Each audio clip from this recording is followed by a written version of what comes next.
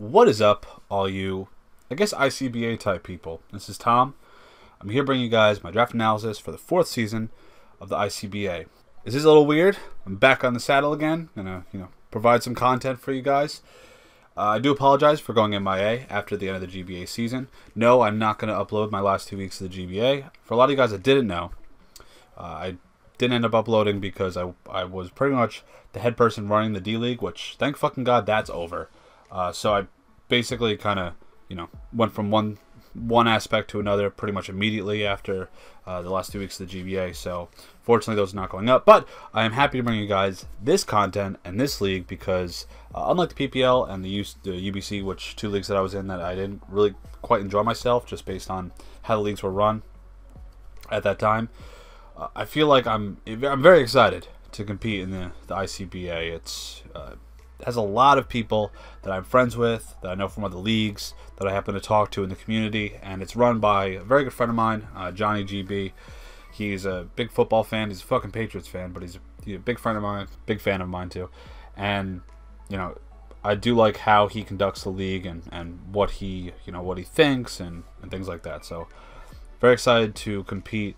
And see who I get to compete against, which you guys will see as I go through the draft analysis. I'm not necessarily going to talk about who I'm competing against, but that'll go on as we get into the season. But this is going to be my draft analysis. Now, with that being said, I assume all of you are on the internet, right?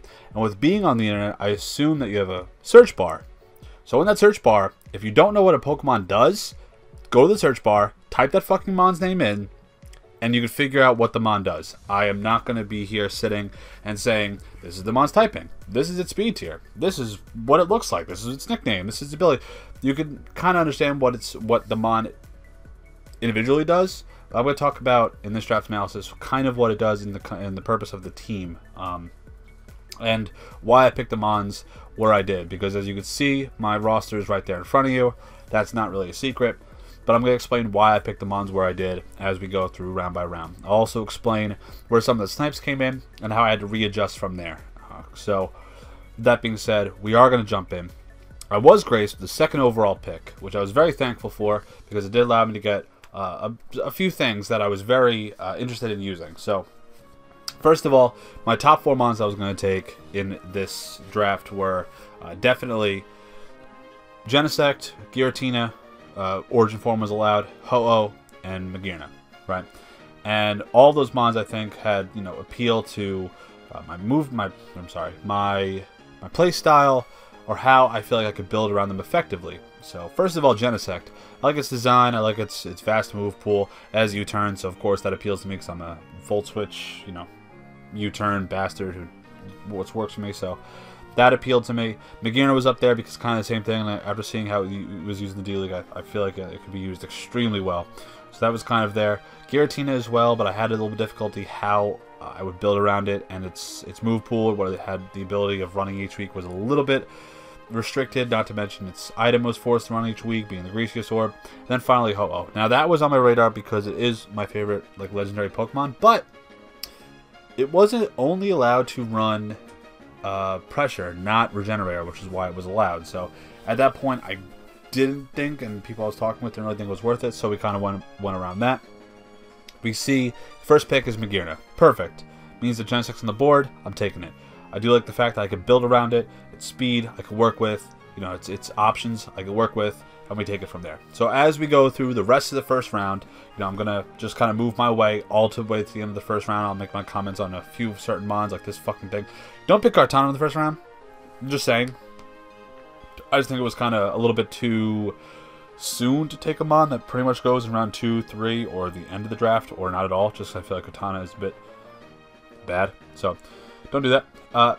Things like Mega Blaziken, Mega Meta, and Mega Metagross were on my list. Things I could consider taking. But the problem was it would cost you, I think it was like 200, 220 points, right? Leaving you 180 free points to take 4 Pokemon. That means no second tier 2 Mon, no second tier 3 Mon, no second tier 1 Mon, all of which I felt were extremely hampering to the overall purpose of the team, because then you're forced to take, if you took a tier 3, you had to take another 3 tier 5 Bs. And the tier system in this was cut to tier 5, your A tier and your B tier, difference being 20 points, which did allow for a lot of opportunity to kind of split how you gave out your points, but also caused some problems as to like what order you took a Pokemon. Like you could take a tier 2B or something, and then if you took a tier 2A, you couldn't like swap them, so it was a bit weird.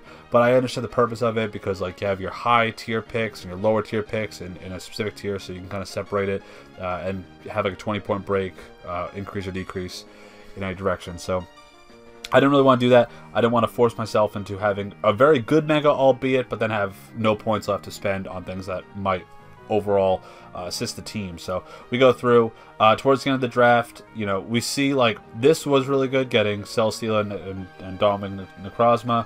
I mean, yeah, that's cool. Bulutran, cool. I feel like, you know, things like Pheromosa, Kieran Black were really solid. The first real snipe came in with Garchomp. I did really have my eyes on Garchomp just because I feel like it's a solid dragon. I don't think I've ever used it in draft format, so I was excited to kind of use it because I feel like it could assist Genesect, because it did have a very, you know, capable time in breaking steel and or I'm sorry, fire types. So that's why I kind of wanted Garchomp. And unfortunately, you know, did get sniped a few turns earlier, which I figure I can kind of, you know, bounce back from. But we also see a lot of Megas had gone. And looking at my team, I didn't want to have a solid offensive pairing I could then build around in terms of defense. So I did take Mega Medicham at this point, just because I feel like it could have gotten sniped. I didn't want it to, because I didn't really... You know, there's something Megalopony I could have taken in its stead, but I feel like the power that Mega Medicham, along with a lot of the pivot that I then, you know, got after that, or even with Genesect, could really benefit the team. Mega Medicham has very few switch-ins, and you know, I can use that to my advantage. So that was kind of the idea right there. I'm glad I took Mega Medicham, pairing it with Genesect, and then kind of moving on from there to aid its, you know, in terms of another setup mon or a breaker or things like that. We're very open at this point. So we go through then into round 3. Now, this is not the first time I've taken Nidoqueen in round 3. However, I still get fucking criticized for it. Nidoqueen, this draft, I'm going to encompass in terms of one motif, and that is either I take them on now or I don't get it at all. Just based on the time and the amount of picks that would come back to me. A lot of things that I was thinking about taking, I was forced to take sooner rather than later. Nidoqueen, even, you know, Alolan Persian, Florges, all of which were kind of take it now or you don't get it at all. So Nidoqueen was a very big example of that. Ground types obviously are a necessity in draft. Having a very solid Stealth Rocker, Spiker, T-Spiker, a Poison type to suck up other T-Spikes, as well as a Ground type just to have that immunity to electric moves, was very important. It did feel like I needed some sort of rocker at this point, because a lot of other teams were starting to gather different pieces of their offense or their defense, and I feel like Nidoqueen was a very solid aspect. I've used it before. I like it, so I was going to take it. Yes, some people can call it early. I thought it was necessity, because as we're going to go through for the rest of these picks, we see things like, you know, like Mew and Crocodile both go. The bulk starts to get taken here. You know, Celebi, Tyranitar, whatever. Zero Aura was a kind of a snipe. There was no way that was getting back to me. I thought it would have. Actually, as a matter of fact, he kind of put himself in a really, you know, difficult position, because now he has like 0 points by taking Pheromosa and Zero Aura as a second tier 1. But, you know, he'll take a lesser Mega, as we see with Mega Aggron. I kind of maybe thought that Zero Aura would come back, because a lot of electric types had been taken at this point, but, you know, fuck me, I guess. So that was, I guess, a second snipe, but it was something I can kind of adjust back from. It would have been cool. Granted, it would have been like the best breaker, more like a pivot mon, because Zero Aura does have, I think it's a little bit weak. It's fast, but it's a little bit weak. But a lot of the bulk started going, so I figured Nidoqueen was kind of taking it now, or don't take it at all. So we go through, and it, you know, into round 4. Jolteon was also on my radar. That kind of went extremely early, but round 4 seems kind of typical for his very fast electric type, as we see Zero Aura, Rotom-Wash, things like that had gone already. Keep moving on through. Nothing really stood out. You know, Renaclus would have been cool, but not my type of mon. And then we get back, and now at this point, you know, looking at other teams, a lot of teams had very fast mons, or at least mons that were over base 100. And I'm looking at it, and I'm thinking to myself, how can I assist both Genesect and Mega Medicham and things in the future in order to allow them to set up effectively, or to have that capability of making sure something couldn't break a sub, or couldn't do good damage that this thing could, you know, end up kind of breaking it or at least getting off some big significant damage. And that was Alolan Persian. Now, my pick right here is the first tier 4 to go at this point. Yes, it's tier 4 Alolan Persian that Stu would pick at that point. But like I said, at this point, I knew it wasn't getting back to me. And you kind of see that with some of the picks that start going at this point. We see things like, I mean, Ditto goes after that, which is a tier 5 in round 5. That's also pretty kind of a reach. But Alolan Persian did allow me to have an over base 100 Mon, a Mon that was pseudo bulky. It's not the bulkiest thing in the world. I've always wanted to use it, and of course, Parting Shot is super nice for my team. And I did want to have that Mon that I could sort of pivot out with, have it be some sort of support Mon, and at least provide some sort of capability to support both Genesect and Mega Medicham and things as I work my way through the rest of the draft. So on the wheel, we see Decidueye and Braviary, also two U-turner bulky Mons. I go with Florges at this point because I did want to kind of fill out that steel or the Dragon Fairy Steel Core. No Dragon yet, but we'll get to that in a minute. And I did want to have a solid Wish support Mon, something that could defog. It's not going to defog every week, but it can. And having that kind of starts to solidify a little bit of the bulk that I want to have. My teams aren't necessarily going to be extremely bulky. I do like bringing like 1 to 2 walls every week and kind of having from there a lot of offense, a lot of pivot. But Florges kind of provides some Wish support to things that can sort of pivot around or live certain moves. It also provides the Fairy Mon. It provides some sort of setup if I feel the need to use it that way, or I can just have it be just a straight up support Mon. So that's kind of where I was coming from there with Florges. I do like the team from here, but I feel like there's some aspects that I genuinely need to approach as we work our way on moving through the rest of the draft. So from here, like I said, Ditto went, low 9-tails thing. A lot of these picks are very like support Mons. We see a lot of bulk start to form, like fuck you, Aaron, your team is disgusting. We see Goldoa, like I said, the lower Mega because of his choices at this point. More Megas start to go, and right here, actually, these two were kind of significant, mostly Shaman, because at this point, I think the idea was for me to get Shaman on the way back. Now, this was suggested in the slot where Nidoqueen was, but I do like Nidoqueen more than Shaman, so I went with Nidoqueen just because it fits me a little bit better. But that getting sniped was kind of significant at this point because it did kind of screw me in terms of like a solid grass type. It wasn't the end of the world because I knew what I could take in its stead, which ends up being, Rotom-Mow, which is also a Volt Switcher and something that can provide support, as well as being like another defogger that isn't weak to rocks. So, losing Shaman here did kind of suck. And the one time I used Shaman, I didn't really like it, but that was like probably back in Oris or so. So, we move on. But that right there did kind of hurt just because it was a Mon that was sort of on my radar. We see a lot more steel types, a lot of bulk go, a lot of things that can get rid of or set up or both in terms of hazards. More pivot Mons. Nidoking goes, which I guess was okay. If I wasn't going Nidoqueen, I could have went for Crobat too, just because it is another U-turner and it's a defogger, but provides, it lacks the capability of setting up anything in terms of hazards. Miltank going here did suck because that was also on my radar. I did think that it could be a solid, support Mon. It could be a very fast support Mon, a very fast Cleric, things like that. So that kind of sucked. But then we go with arguably probably like the weakest Mon on my team, but the Mon that added a lot of support passively that I didn't quite expect. It's going to be Empoleon. Now listen, I hate this fucking meme. I think this Mon's a meme pick because of the GBA, and I don't want to allude to it every fucking week, but people are going to do it, especially if it does something during a match. But I fucking hate what this Mon has become because it's such a stupid joke at this point, because we got to fucking make the same joke every single week, especially in the fan server. But I picked this because it loosens the necessity of Nidoking running rocks every single week. Yeah, it's a fucking defogger. Yeah, it's a water type. It's not a bulky water type. I actually don't like your traditional bulky water types anymore. I'd rather draft things like Primarina, Rotom Wash, this, over your traditional Vaporeons and Melodics. I feel like there's certain aspects of those Mons that do get shut down extremely quickly. I like to avoid that, whereas I could use this to kind of roar things away. I could, defog, I can set up rocks, I can do things like that while letting it die, which then gets me into a Mon that is probably extremely threatening, and work my way from there. So that's kind of the idea with Empoleon.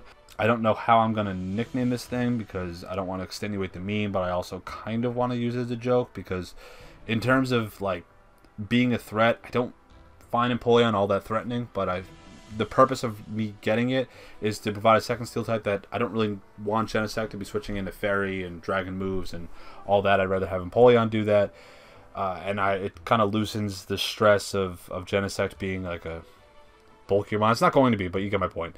I just like its assistance to Nidoqueen and being a kind of a third or fourth wall on the team to use, not necessarily to bring every week. So after that, I can kind of just build up offense. So next up, we see things like Arachnid and Mesprico. And then on the wheel back, I take Rotom-Mow, which I did talk about with the whole Shaman thing. It's a Volt Switcher. It's a Defogger.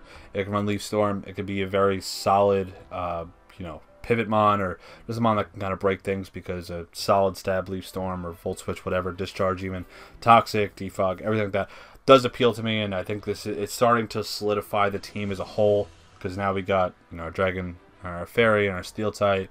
We got our Grass and our Water type.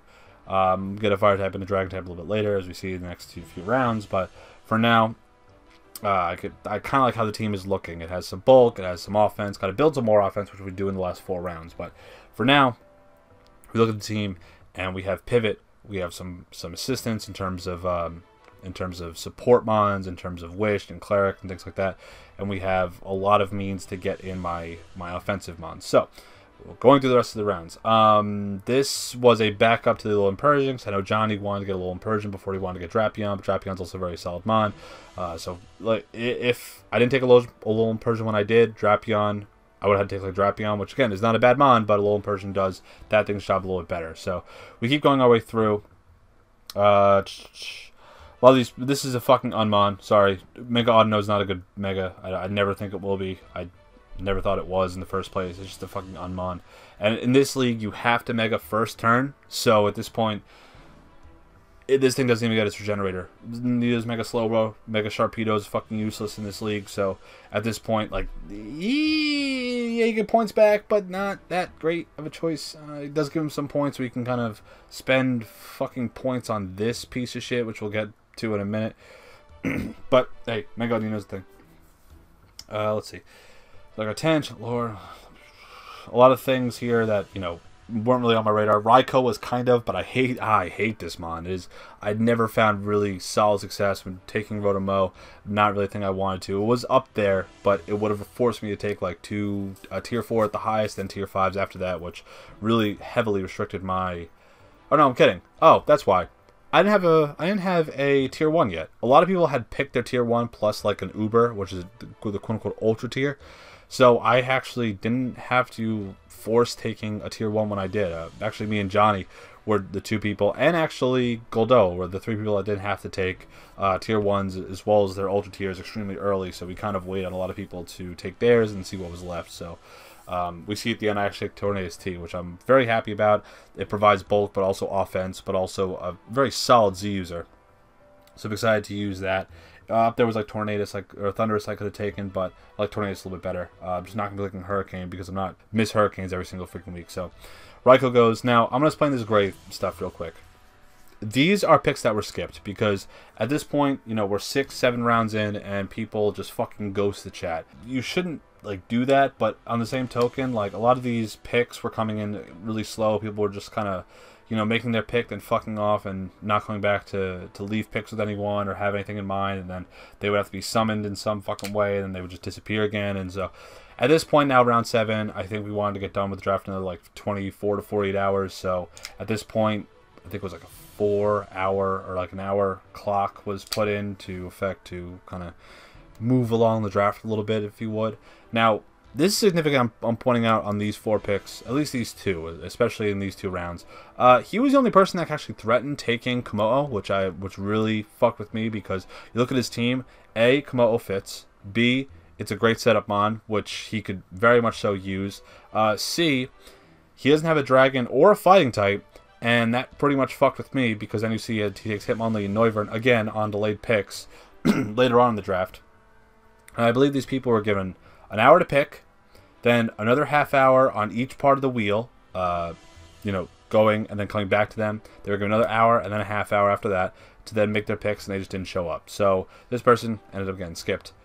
Sucks, but kind of helped me out, which I guess I'm not really complaining. But it does suck. It's what made this draft end up finishing in a reasonable amount of time. So I guess I'm glad he didn't take Komo'o, or he wasn't around to take Komo'o, because I think that it would really fit on his team and end up going on my team. I love how Komo'o works. It's Mono's worst nightmare, same way that Jirachi and Garchomp and Gorebyss and Lucario and Electivire, all kind of my worst nightmares, so I've gotten swept by them before. So keep going through. Dodrio was kind of on my list, but I don't want another Ice Weakness. Rabombi, kind of, but I had Florist already. Alomola was as well, but I didn't really like using it in the GBA, so I don't really want to use it here. Let's see. Tyrantrum was my backup to Komo'o, had it gotten taken, but I think it fit him. Actually, I think Matt was going to take Kyurem. If he didn't get Kyurem, he was going to take Tyrantrum.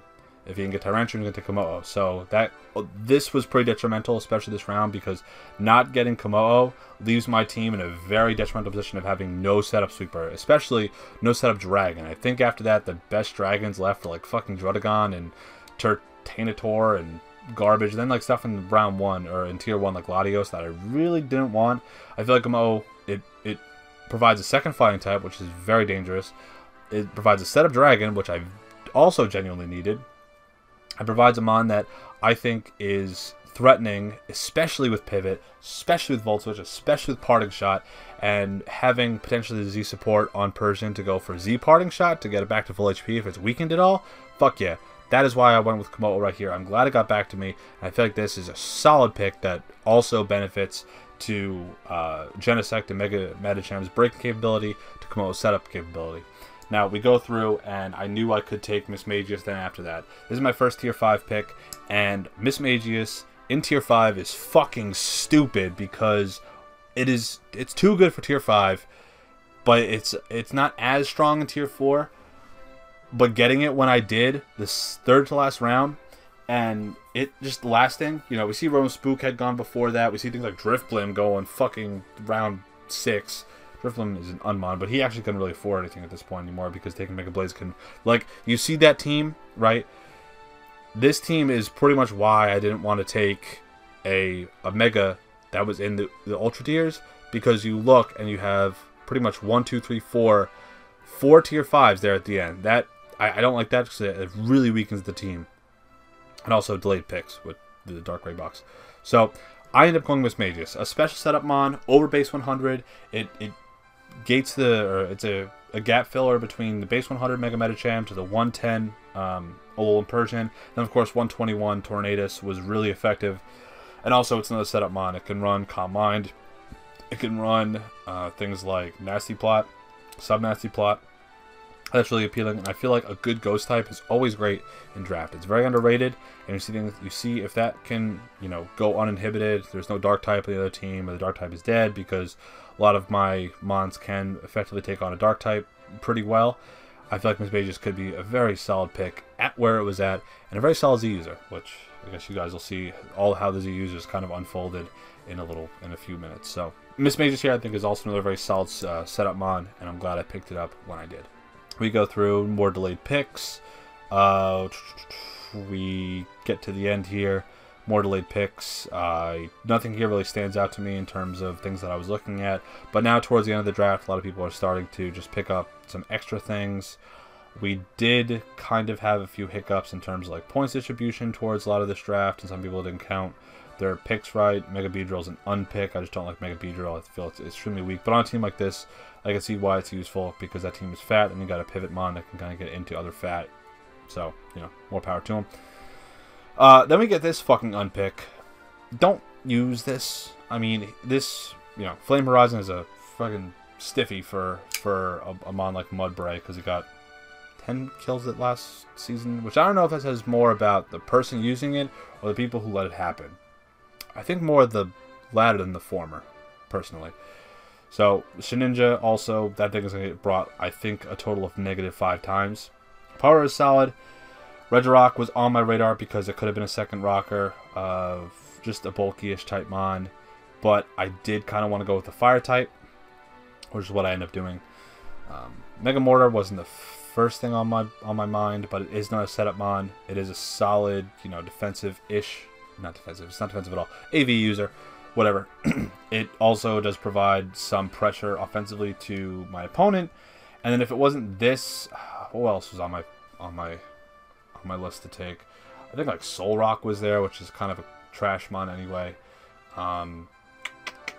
Monferno was there if I didn't take a second fighting type, but again, Monferno doesn't really stand up to a lot in terms of like why I'd bring it every week. I think Camera Up was there, because I think that would force, you know, some hidden power, different hidden powers, another rock type. It kind of supported against being like Ice weak, which against Mech Mortar also kind of supports, because a lot of things are Ice. I think I have 4 mons weak to Ice: Nido Queen, Rotomo, Komo'o, and then Tornadus. I didn't want Ice to be a really big problem, which is probably going to be. So I guess Mech Mortar kind of fit the bill there. I can run cheeky Mach Punches if I really want to. We have delayed picks, and I end up getting Tornadus. This is my tier 1 pick. I think it's a solid speed mon. It's also kind of a pseudo breaker, a pseudo support mon, whatever I really need it to be, it can. And I feel like the Regenerator does kind of benefit it to switch into rocks or go for a Z move and things like that. So a lot of these picks in the end are going to be a lot of tier 5 mons. I was lucky enough to take Tornadus, A, extremely late, B, it's a solid flying type. I do only have, I think, 1 flying type, which, you know, is really good, and I do like Tornadus. I've used it 2 times, I think, and I've liked it when I was able to use it. So a lot of these tier 5 picks are going to go through, and yeah. Oh, also another unpick. Don't fucking use Swadloon. Sorry, Aaron, you're my boy, but no. Mr. Mime. This draft. Was it this draft? No. What about Goodbye? That draft. That draft kind of had a few things that were a bit wonky with it. Just because I think points weren't distributed correctly. Excuse me. I forgot which draft it was. Whichever draft has a Quagsire. Don't know who. Oh, this one. Yeah. Just some picks were a bit funky, which I don't think I fixed here. Oh, yeah. Okay. So, things had to get moved around. I believe he went like Donphan here, and then Goodbye is somewhere over here. I think he dropped Shitty Kitty for Goodbye. So, that's kind of how that ended up turning out, which I think I'll put right here. Donphan, and we end up going, what was it? Goodbye. Awesome. So, kind of keeps everything that he needed there. So, that's kind of how that draft panned out. Yeah. So, those are all the picks. I hope you guys enjoyed this. Oh, before we go, here are the Z designations. Now, as we see right here, this means that it can only use offensive Z moves. It's a lot of colors, I understand that. And then we have kind of like trades and shit after this, and then like, you know, transactions and free agents and all that. It's going to be a lot of different colors on the screen. This means like all support moves, so like Z Hail and Z Heal Block and Z fucking Gravity and Z Parting Shot in my situation. So I end up going with 4, I think, very, very solid Z users. Genesect was brought up as a potential Z user, but I felt like things like a Choice Specs, Choice Scarf, Life Orb, even the certain drives to make Technoblast a base, I believe like 100 or 120, no issues with hitting, Blizzard or Thunder or Fire Blast were very effective, and I kind of wanted to go that direction. So I ended up going, not having that be a Z user, because its only really setup move was Autotomize or Shift Gear, I believe. I think it's Rock Polish and Shift Gear, which I felt like was extremely situational, because between the download boost and the Shift Gear raising only the attack, I didn't quite want to go that direction. I feel like I could use that a bit differently, even as like a pivot mon or just as a breaker, and let other things set up, things like Komo'o and Mismagius, Tornadus, all of which I feel like could be very effective at just going for a Z move and absolutely busting something. And of course you have Persian, who can go for Z Parting Shot. And I do like that I can get something up back to full HP and go that route. So that's going to be the team. Is it the best draft I've ever had? Absolutely fucking not. This team, I think, will have its problems. I can patch them up as we go forward, make some trades, make some transactions, whatever.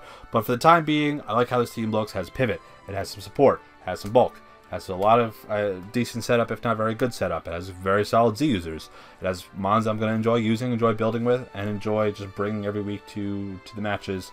And overall, I'm excited to use this. I'm excited to go into this season and to play and compete with a bunch of people who I've never played against before. Maybe I've seen their stuff from like the D-League application, just from other leagues, or just from their battles. I watch like Johnny's matches, I watch Goldoa's matches, I watch some of Aaron's matches. Omega Jolteon is beating my ass because he's a Hacks Master. I've watched Sohan's matches and things like that. So a lot of people I get to compete against that I haven't been able to compete against before, and we'll see how how this all goes. So my first week opponent is actually going to be Flame Horizon. So this team will be the first team I'm taking on, and I'm excited. There are going to be some threats in this team, especially things I'm looking at. One of those threats will not be a Mudbray. Mudbray's not a fucking mon.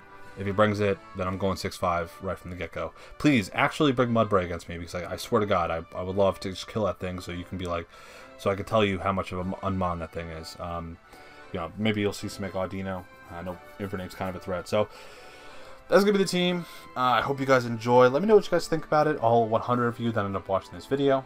Let me know what you guys think about the teams and what you guys think in terms of how good it's going to be. And, you know, we'll go into the matches as they go. I don't think I'm doing a separate team builder every week for the teams, just because I don't know if my schedule is going to allow for it. So we will, every week we'll bring you the team build, the match, and yeah, I think it's going to be every Monday, which is a little bit different than the GBA, which was Sundays. So I'm excited to start competing. Hope you guys are too. And with that being said, let me know what you guys think. Thank you for watching. And everyone, have a good night. And day, or afternoon, whatever.